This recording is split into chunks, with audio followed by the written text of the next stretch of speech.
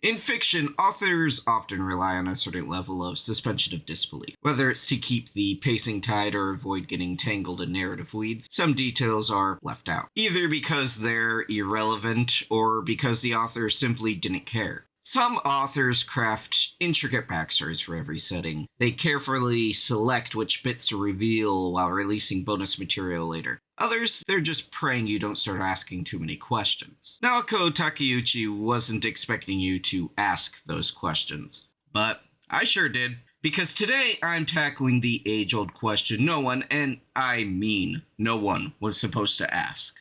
What is Neo-Queen Serenity's tax policy? We know very little about the inner workings of Crystal Tokyo other than a few tidbits of information that we're gonna try to extrapolate into a wider governmental structure. Do they even have a currency system? It's an honest question. There isn't much need for one when the entire population is functionally immortal, all evils have been purged, and you live in an advanced quasi-magic crystal city. I suppose the simplest answer would be that they don't, but that sounds like a bunch of commie gobbledygook. No offense, but it sounds like some fucking commie gobbledygook. Let's start examining what we do know. Neo-Queen Serenity is, beneath the regal veneer, still essentially the same person we know in the present. Usagi has always demonstrated the ability to shift roles as the situation demands. One moment she's a crying mess, and the next she adapts into this kind of stoic badass. The wise goddess persona is more of a mask she dons when duty requires her to appear divine. Like, for instance, reviving the entire world after an evil space rock nukes all of civilization. The end of Act 26 kind of cements this. Her handwritten note is as goofy and informal as ever, and it's kind of hard for the Senshi to read, reminding us that when not in crisis mode, she retains a similar personality. From this, we can extrapolate a few things about how daily life under Neo-Queen Serenity's rule might operate. She's not tearing down the existing social order to rebuild it from scratch. That level of systematic reinvention feels far beyond Usagi's temperament or worldview. Although we will get into what happens to dissidents of that worldview in a moment. But even if we assume that Mamoru and Ami handle all the bureaucratic and social work behind the scenes, there's no indication that Serenity herself would radically alter what already functioned. Not only because I think it would probably just confuse her, but any governmental structure that requires her as an essential linchpin for it to operate is doomed to fail. Her governance isn't so much a broad restructuring of society as it is a purification of what doesn't work. The beauty of an established utopia is that you can claim anything you personally dislike has already been cleansed. Thanks to Neo-Queen Serenity, I don't have to wait in traffic anymore, or she abolished all monetary systems, or even sickness as we know it has ceased to exist, right down to I no longer have mandatory jury duty. They're all functionally the same statement. That's why we never see this process implemented on screen. Acknowledging it raises too many questions about how this system actually operates, which of course is exactly what I'm doing now. What type of government is it then? A dictatorial oligarchy ran by a corrupt, despotic monarch whose supreme executive power is derived from some sort of fancy silver rock? I mean, if I went around claiming to be a prince just because some space wizard lobbed a black stone at me, well, they'd have me committed. Wait a second. The Black Moon Clan might actually be the closest thing we have to understanding policy in the Neo-Silver Millennium.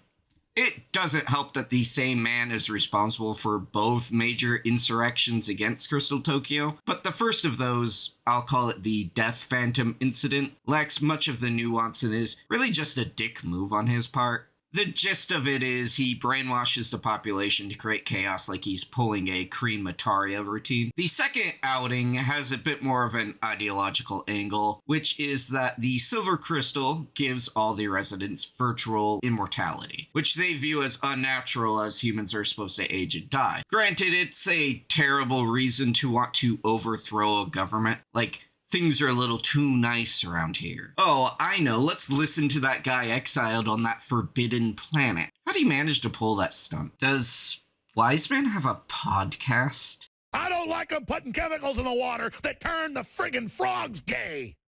Do you understand that? Regardless of ideological reasons, the dissidents were sent off to Nemesis in order to become brainwashed by Death Phantom. Kinda defeats the purpose. But this essentially proves two key insights into governance within Crystal Tokyo. First, that there are established laws and codes, rules that are not merely ceremonial but carry clear enforcement and punishment. And second, if such a legal structure exists, then for our purposes, taxation is at least theoretically on the table. The existence of laws implies not just enforcement, but the infrastructure to uphold them. Courts, record-keeping, administration. All of that suggests a functioning bureaucracy that must, in some form, sustain itself through a recurring cycle of resources, whatever form that may take.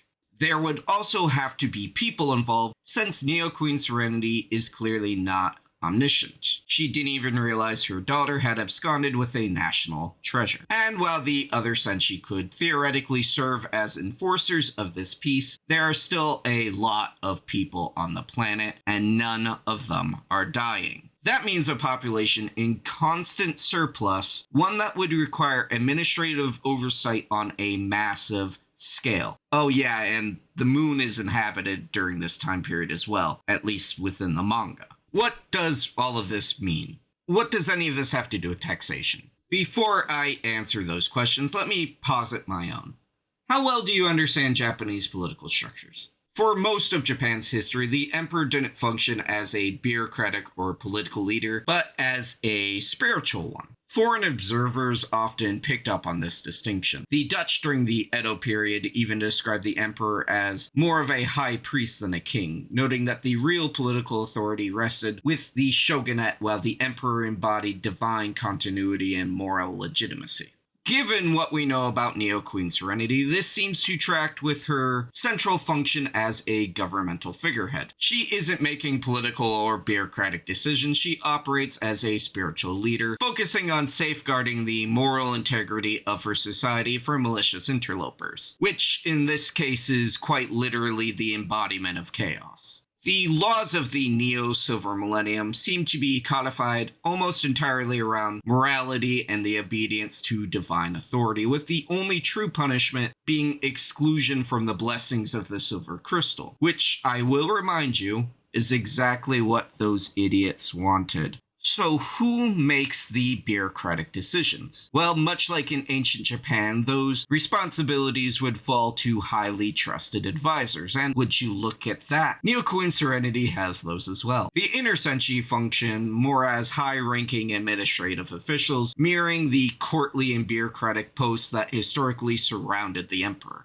Each fills a role comparable to the great offices that once sustained Japan's imperial order. I'm gonna butcher all these titles, so just stick with me here. Sailor Mercury resembles the Daijo Daijin, the Great Minister of State and Chief Administrator who oversaw records, laws, and governance. Sailor Mars would parallel the Jingi Kan, the Department of Divinities responsible for religious observances and maintaining harmony with the kami. Sailor Jupiter then mirrors the Hyobusho, the Ministry of War, serving as more of a defensive force than an offensive one during this utopian age. That leaves Sailor Venus as the Gyobusho, the Ministry of Justice. It may sound like an odd fit, but given her origins as the Warrior of Justice, Sailor V, the title works thematically.